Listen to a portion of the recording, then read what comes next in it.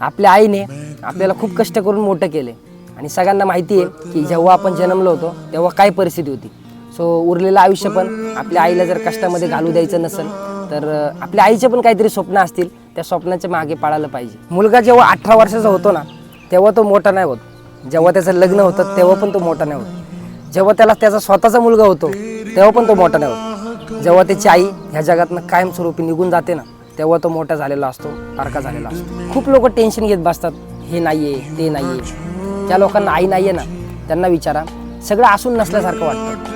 शाहरुख खान एकदा बोलला होता की हे सक्सेस जर माझ्या आईने बघितलं असतं ना तर ते खूप खुश झाले असते, पण आता ह्याचा काहीच उपयोग नाही. सो तुम्ही पण त्याच्याकडे बघून तरी खूप लेट होऊ देऊ नका. मी एका दिवशी माझ्या आईला विचारलं की मला जर उद्या काय झालं तर तू काय करशील. तर आई बोलली, मुलासमोर आई गेली ना तर चालेल, पण आईसमोर मुलगा गेला ना तर रडायला लागली.